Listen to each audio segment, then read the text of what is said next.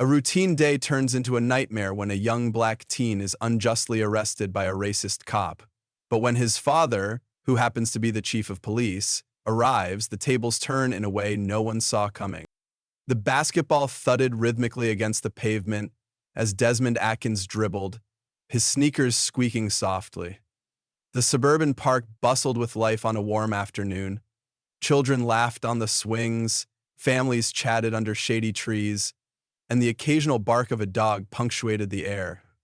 The scent of fresh grass and sunscreen lingered, adding to the day's charm.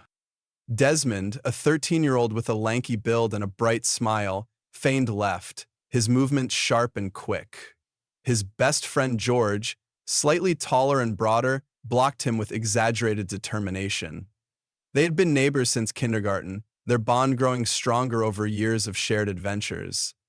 Their differences, George's light skin and Desmond's darker tone, meant nothing to them. "Not today, Des," George teased, his arms raised defensively. "Watch and learn," Desmond grinned, spinning around before taking the shot. The ball sailed through the air and missed. "You missed that on purpose?" George yelled, crossing his arms dramatically. Desmond rolled his eyes. "Relax, it's just a game." But George, ever competitive, wasn't laughing. He shoved Desmond lightly, his frustration bubbling over. Surprised, Desmond shoved back. "Hey, chill." What started as playful banter quickly escalated, the shoves grew harder, and soon, a small group of kids gathered, whispering and watching the clash unfold. The playful energy turned tense. "What's going on here?" The booming voice of Officer Mark Higgins cut through the noise like a thunderclap. Middle-aged, with a square jaw and a stiff demeanor, Higgins was a regular presence at the park. He strode toward the boys, his expression hard. "Ha!" Twitterboard flew off the wall, his own bands flying from his hands. George stepped forward quickly, his tone urgent. "It's nothing, sir. Just a game." Of course, it was only George's eyeshadow at the back of his head. George could have done that. Higgins ignored him, his piercing gaze fixed on Desmond. "You think it's okay to cause trouble in this neighborhood?" His voice was sharp, almost accusatory. Desmond blinked, confused. "I wasn't?" "Hands behind your back," Higgins interrupted, pulling out handcuffs.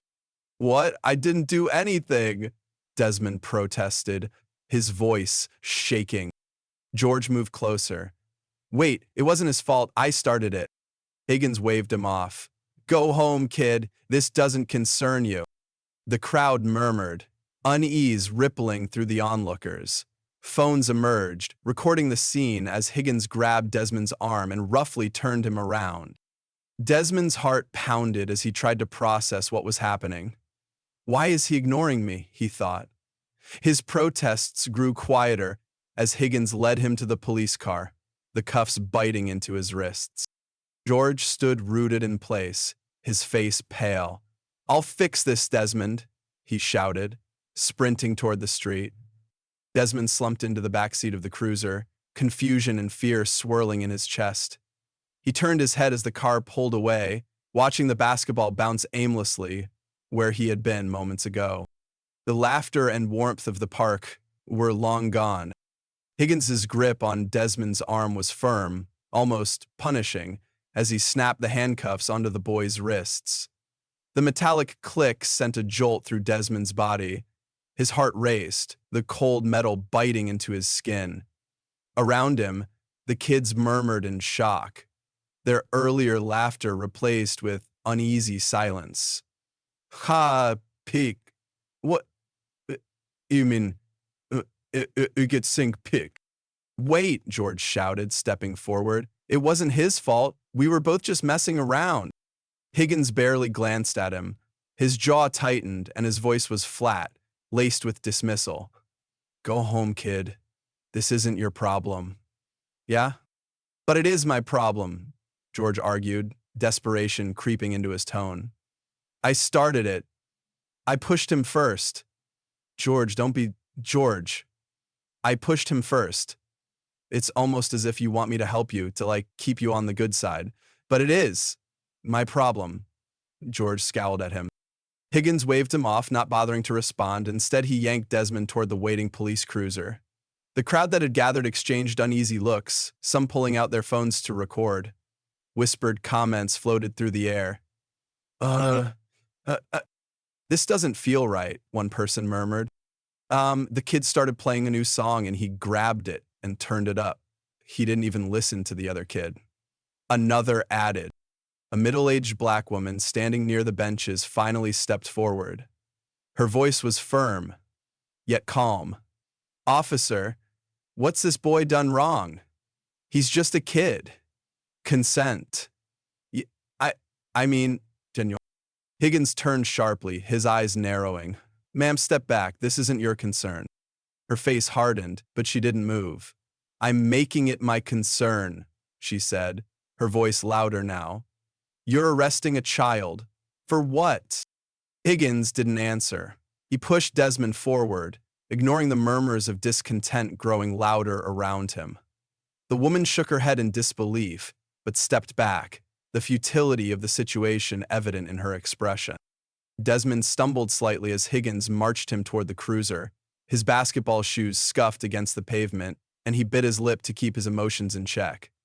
Tears threatened to well up, but he blinked them away. He didn't want to cry. "Not here. Not in front of everyone." "Why are you doing this?" Desmond asked quietly as Higgins opened the car door.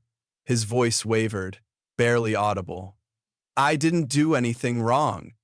Higgins didn't look at him. "Neighborhood troublemakers," he muttered, almost to himself. Always the same story. Desmond's chest tightened. Trouble? He hadn't caused any trouble. The argument with George had been silly, nothing more than a moment of frustration between friends. Now he was being treated like a criminal. Higgins pushed Desmond into the back seat and slammed the door. The sound was jarring, final. Desmond sat stiffly, the cuffs digging into his wrist as he stared out the window. The crowd was still there, some recording, others whispering. George stood at the edge of the park, his face pale, his hands clenched into fists. Inside the car, the world felt smaller, the air stifling. Desmond's thoughts raced. What would his dad think? How could he explain this? His father's words echoed faintly in his mind. "Stay calm, son. Always stay calm. Justice will find its way." But right now, calm was the last thing he felt. Behind the car jolted as Higgins started the engine. Desmond leaned his head against the window, his breath fogging up the glass. He watched as the park began to shrink from view, the once familiar space now marked by fear and humiliation. "Desmond!" George's voice rang out, muffled through the glass. Desmond turned his head slightly, catching a glimpse of his friend sprinting toward the street. He inhaled and jerked his head up. "I'll fix this," George shouted, his voice fading as the car sped away. The words offered a small flicker of hope, but it was fleeting. Desmond slumped back in the seat, his hands resting awkwardly in the cuffs. He tried to focus on his dad's voice in his head, but the reality of the moment was too overwhelming. Ooh. Meanwhile, George's sneakers pounded against the pavement as he ran. His mind raced just as fast. He couldn't let this happen to Desmond. It wasn't fair. He thought of the way Higgins had ignored him, dismissed him as if his words didn't matter. The memory fueled his determination. When George reached Desmond's house, he didn't hesitate. He ran straight to the door and rang the bell repeatedly, the sound echoing through the quiet neighborhood. The door opened, and Chief Marcus Atkins stood there, his tall frame filling the doorway. His face, usually calm and composed, registered instant concern as he saw George's flushed face and panicked expression. "Why, what's going on, George?" Chief Atkins asked, his voice steady but serious. George struggled to catch his breath. "It's Desmond," he gasped. "Officer Higgins, he arrested him. For no reason. We were just playing, but he wouldn't listen. He took him to the station." For a moment, Chief Atkins stood still, his face unreadable. Then his jaw tightened and his eyes hardened. He nodded once. "Stay here," he said, grabbing his car keys from a nearby table. George stepped back, watching as Chief Atkins strode purposefully toward his car. Relief and worry churned in George's chest. He had done all he could. Now it was up to Desmond's father and the doctor in charge to get themselves out of it. Back in the cruiser, Desmond stared at the gray walls of the precinct as the car pulled into the parking lot. His heart sank further. Justice felt very far away, but change was already on its way. George sprinted up the path to the Atkins household, his breath ragged and his heart pounding. The late afternoon sun cast long shadows across the driveway as he reached the door. Without hesitation, he rang the bell, the sound sharp and urgent in the quiet neighborhood. The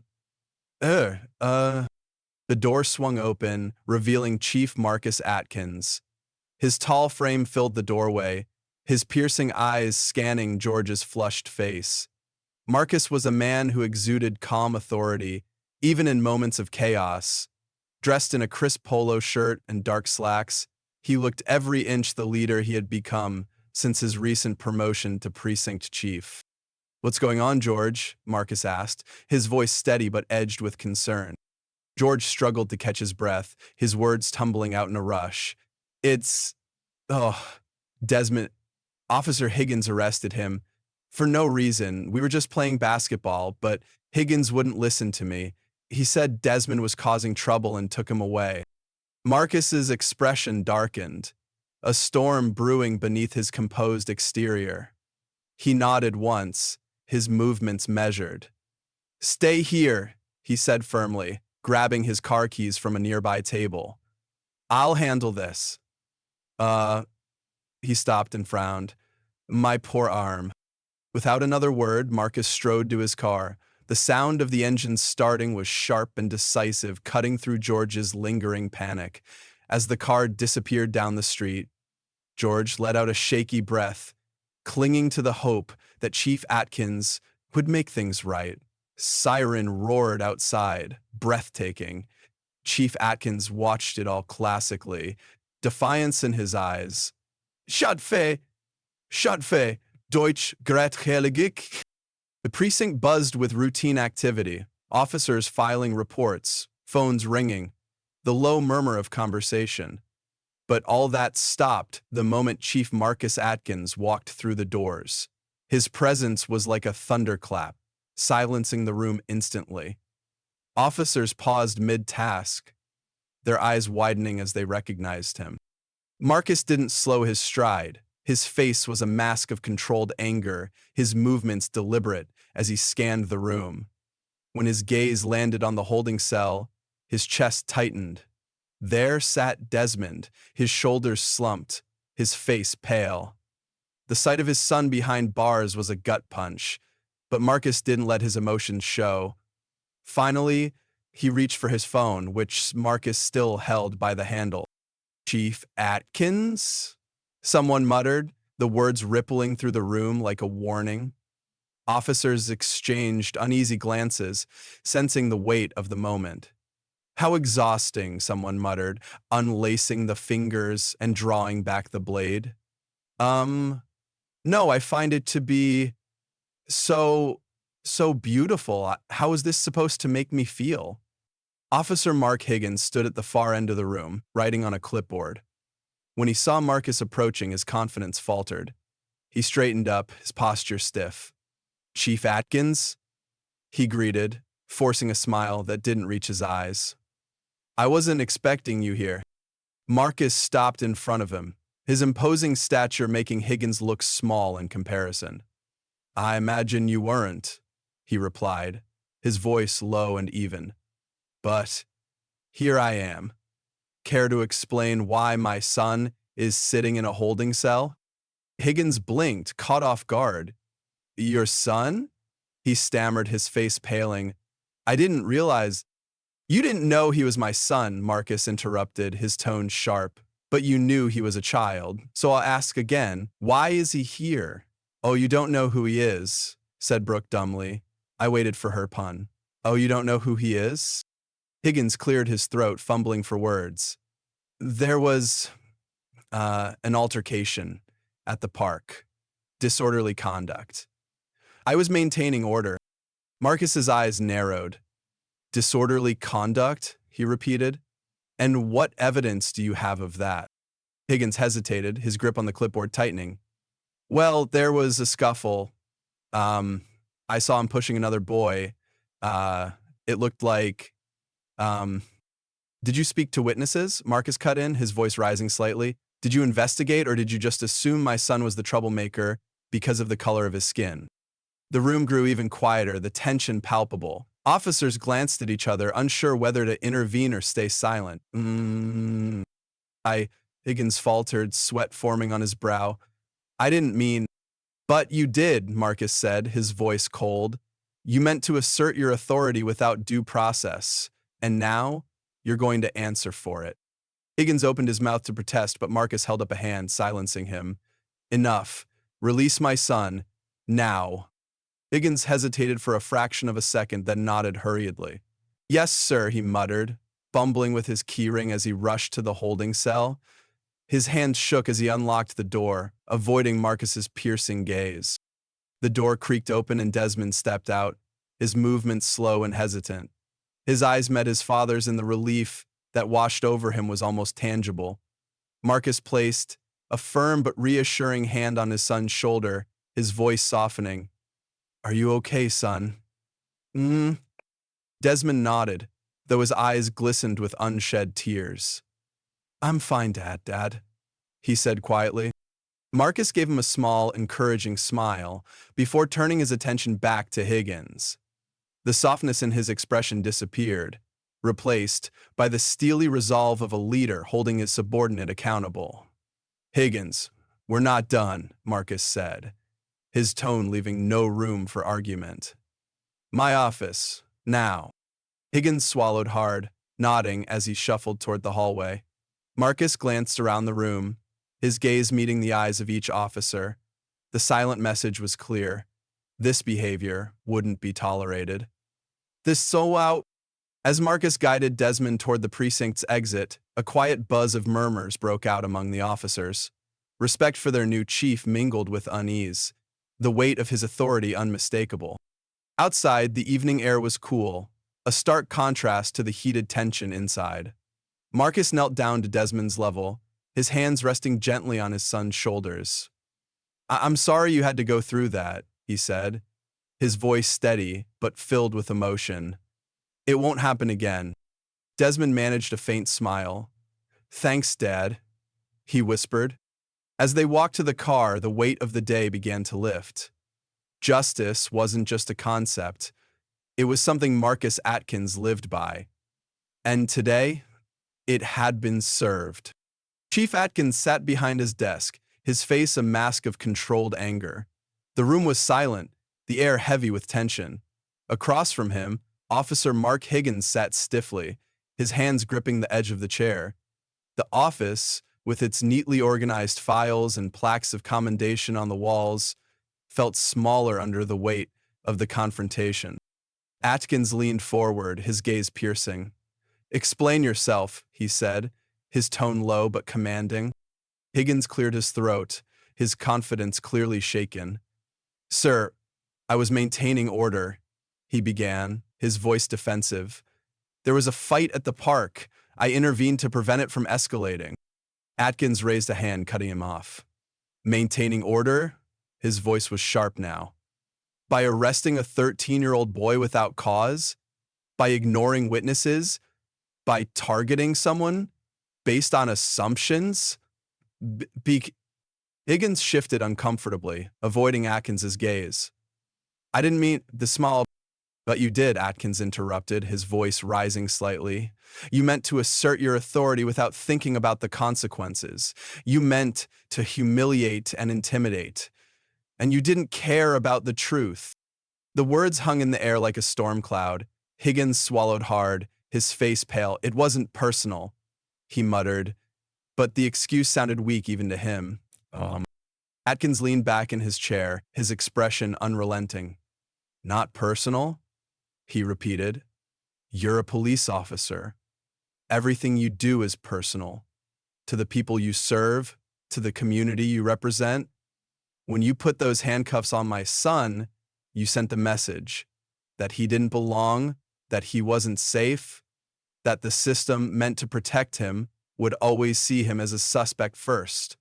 Uh, Higgins opened his mouth to respond, but no words came. His hands fidgeted in his lap, betraying his unease. Atkins stood, his tall frame casting a long shadow over the desk. Your job, he said slowly, is to protect and serve, not to profile, not to humiliate. If you can't uphold those values, you have no place here. Higgins flinched at the words, his face tightening. I understand, sir, he said quietly. Good, Atkins replied, his voice colder now, because as of this moment, you're suspended, effective immediately. Higgins' head snapped up, shock flashing across his face. Suspended? He repeated, disbelief lacing his tone. Yes, Atkins said firmly, pending a full investigation. Until then, hand in your badge and your gun. The room fell silent again, the weight of Atkins' decision settling like a stone.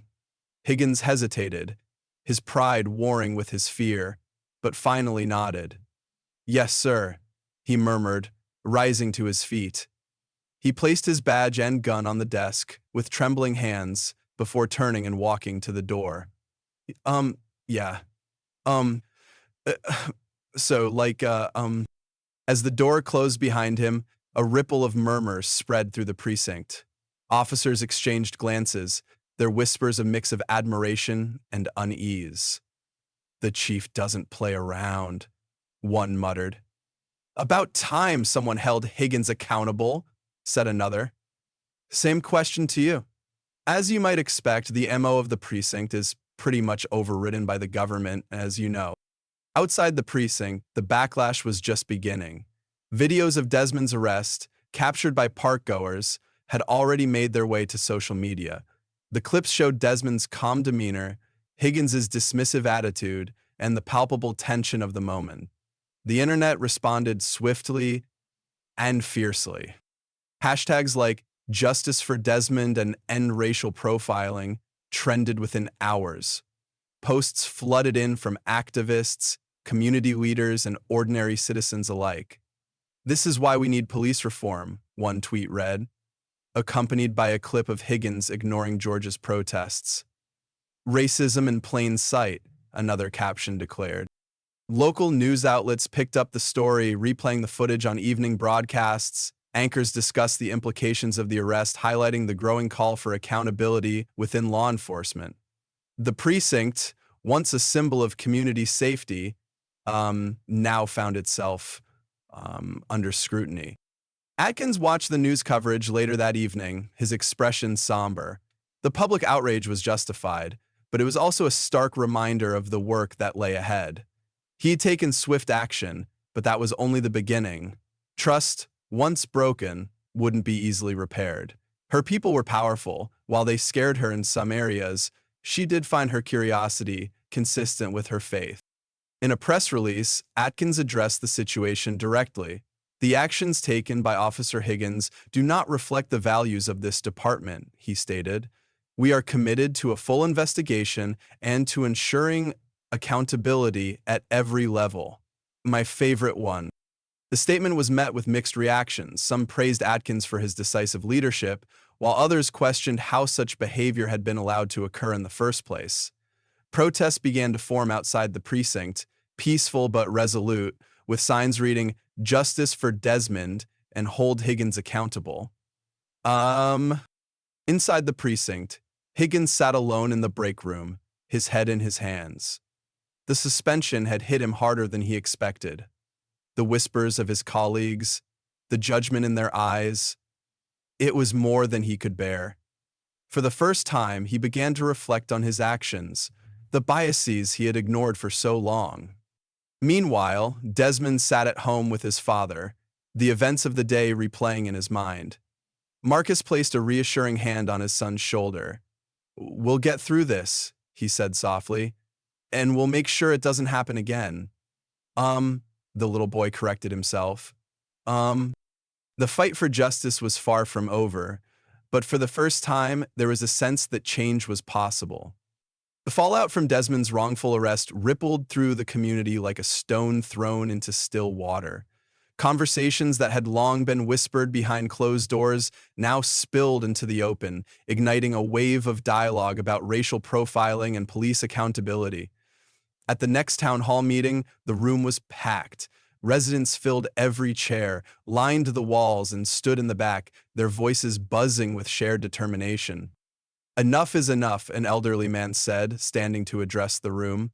"We've seen this happen too many times. It's time for real change." A middle-aged black woman raised her hand next. Her voice trembled as she shared her story. "I've lived in this neighborhood for 20 years, and I still get looked at like I don't belong. This isn't just about Desmond, it's about all of us." The room murmured in agreement, nodding heads and quiet affirmations filling the space. Activists handed out flyers, their bold headlines demanding reforms, end profiling now, and fair policing for all. Suggestions poured in: mandatory bias training for officers, an independent board to oversee complaints, and better documentation of police interactions. Encouraged by his father, Desmond found himself standing before the same town hall crowd a week later. The microphone in his hand felt heavy, and his heart raced. He looked out over the sea of faces, many of them older and unfamiliar, their expressions expectant and supportive. "I'm Desmond Atkins," he began, his voice quiet but steady, "and I want to tell you what happened to me." The room grew still as Desmond recounted the events of that day: the basketball game, the argument with George, and the moment Officer Higgins grabbed him without listening. "I didn't understand why it was happening," he said. "I kept thinking, what did I do wrong? But the truth is, I didn't do anything wrong." His voice cracked slightly as he continued. "It made me feel small, like I didn't matter, like people would always see me as a problem, no matter who I am or what I do." The crowd listened intently, many dabbing at their eyes or nodding in solidarity. His father, standing in the corner, watched with quiet pride, his hands clasped tightly. Tim took a deep breath, gathering his courage for his final words. "But I'm not going to let it define me, and I don't want it to happen to anyone else. That's why I'm here, to make sure it doesn't," he told me. The room erupted into applause. People stood, clapping and cheering, their voices lifting Desmond's spirit. His words had touched something deep, not just in their hearts, but in their sense of collective responsibility. Chief Atkins didn't let the momentum go to waste. Within days, he announced sweeping reforms at the precinct. The changes were immediate and tangible. "Our brand is all about being extremely sensitive to criticism because we stand beyond moderation and by security, danger, mental and physical abuse. In addition to that, we believe in our people. We want the best for them," said Notori's quote. "This is not optional. It's necessary." Woof. The training sessions, led by experts in bias awareness and community engagement, were designed to confront unconscious prejudices and teach officers how to build trust with the communities they served. For many officers, it was a sobering experience, forcing them to reevaluate their assumptions and behaviors. Atkins also introduced new protocols requiring detailed documentation for all arrests, especially those involving minors. "Every officer must provide a clear, justified reason for their actions," he explained. "Transparency and accountability are non-negotiable." The changes were met with mixed reactions within the precinct. Some officers embraced the new policies, seeing them as a step toward restoring public trust. Others grumbled, resistant to the idea that their judgment could be questioned.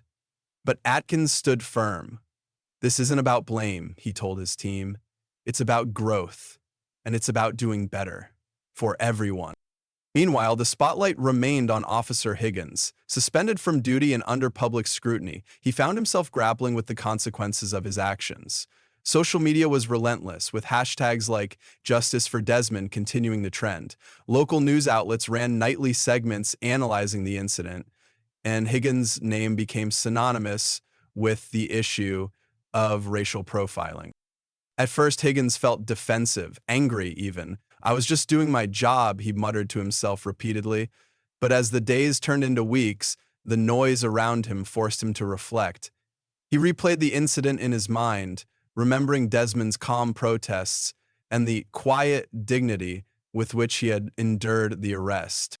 One evening, alone in his modest apartment, Higgins sat at his kitchen table with a pamphlet for bias training in his hands.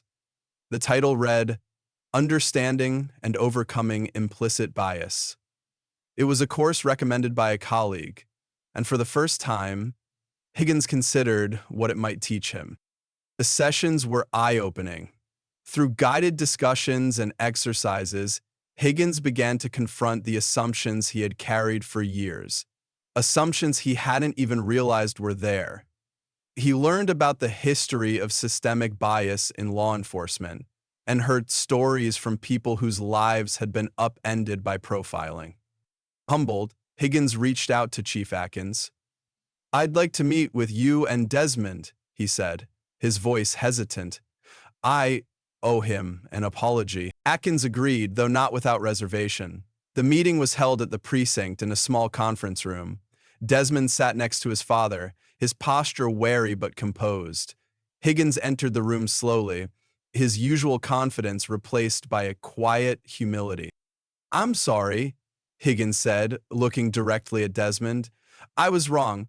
I let my assumptions cloud my judgment, and I hurt you because of it." So do I think," said Sam, "and I'm trying very hard not to make the same mistake twice." Desmond studied him for a moment, his expression thoughtful. Then he nodded. "Thank you," he said simply. "I'm weak," he admitted. Higgins turned to Atkins next. "Thank you for holding me accountable," he said. "It's not easy to face, but it's necessary." Atkins nodded, his expression unreadable. "Change takes effort," he said. "I hope you're ready for it." As Higgins left the room, Desmond looked up at his father. "Do you think he'll really change?" he asked. Atkins sighed, placing a hand on Desmond's shoulder. "I think he's starting to," he said. "And that's a good place to begin." He said, the incident had sparked a movement, and though the road ahead was long, the community was ready to walk it together. At home, the quiet hum of the living room clock filled the space as Chief Atkins and Desmond sat side by side on the couch. The tension of the day lingered in the air, but the warmth of the setting provided some comfort. Desmond stared at his hands, the events of the arrest playing on a loop in his mind. His father placed a firm, reassuring hand on his shoulder. "You did nothing wrong, son," Chief Atkins said gently. His voice carried the weight of a man who had seen too much injustice, but refused to let it shape his family's future. Desmond looked up, his eyes brimming with a mix of relief and lingering doubt. "It didn't feel like that, Dad," Desmond replied softly. "He didn't even listen to me. It was like I wasn't even a person to him." His words hung in the air, raw and heavy. Chief Atkins nodded, his expression serious but kind. "I know," he said, "and that's what makes this so hard. But listen to me, Desmond.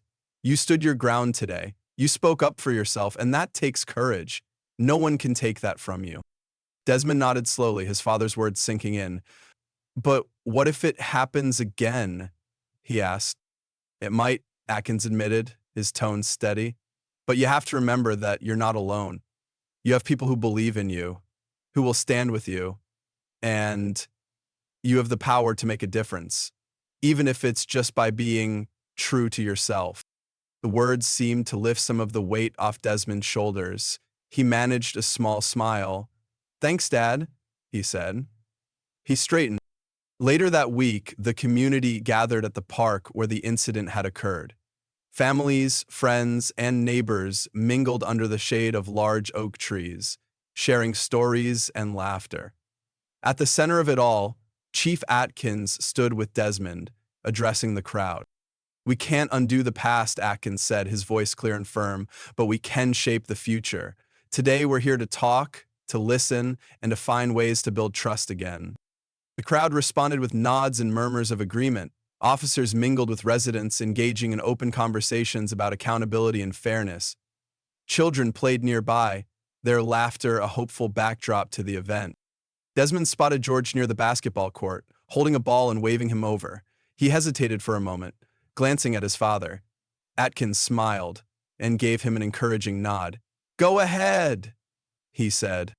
As Desmond joined George, the two fell back into their familiar rhythm, passing the ball and joking like nothing had changed. Around them, neighbors cheered and clapped, their support a tangible reminder of the community's resilience. Chief Atkins watched them, a sense of pride swelling in his chest. He knew the road ahead wouldn't be easy, but moments like this gave him hope. Together, they could create a future where no child had to feel the way Desmond did that day. For now, they would start here, with a simple game of basketball and a community united in purpose. He sent an email.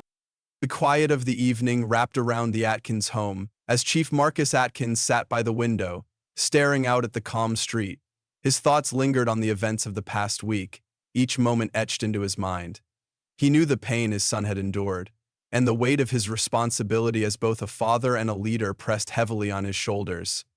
Yet, amid the sorrow, there was a glimmer of hope, a sense that this moment, painful as it was, had sparked something meaningful. He glanced at Desmond, who was sitting on the couch with George, both laughing softly as they scrolled through videos on a tablet. It was a simple, peaceful moment, but one that carried profound significance. Desmond looked up, catching his father's gaze. His smile faltered slightly, replaced by a look of quiet understanding. "You okay, Dad?" Desmond asked, his voice soft but steady. Chief Atkins nodded, walking over to sit beside his son. "I'm okay," he said. "I was just thinking about how far we've come and how far we still have to go." She drew closer, knowing in that moment she wanted to get perfection, and despite the weight on her family, knowing he meant it. Desmond tilted his head, curious. "You mean what happened with Officer Higgins?" "Yes," Atkins replied, his tone serious but warm. "What happened to you was wrong, and it never should have happened. But because of it, people are talking. They're listening, and that's where change starts." Desmond nodded thoughtfully. "Do you think it'll really get better?" he asked, a hint of doubt in his voice. Atkins placed a hand on his son's shoulder, his grip firm yet comforting. "It has to," he said simply, "because we won't stop until it does." "Oh, I understand." The words hung in the air, a promise shared between father and son. Desmond felt a swell of pride as he looked at his father, a man who didn't just talk about justice, but lived it every single day. As the night deepened, the story shifted to its final chapter. A narrator's voice carried over images of the Atkins family and their community coming together, the scenes interwoven with moments of reflection and hope. "This story isn't just about one boy, one officer, or one family," the narrator said. "It's about all of us. It's a reminder that prejudice unchecked can tear communities apart, but accountability and empathy can bring them back together."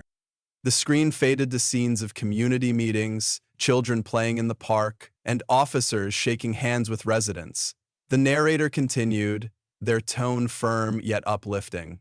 "We all have a role to play in creating a world where justice is fair, where dignity is respected, and where every voice matters.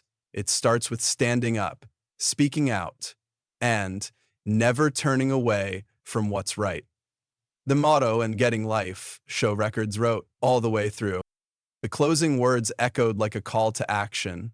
Together, we can make a difference. Together, we can build a better tomorrow. The closing words echoed like a call to action for me. And as the screen faded to black, the message was clear. This was a story about courage, resilience, and the power of unity to overcome even the deepest divides. So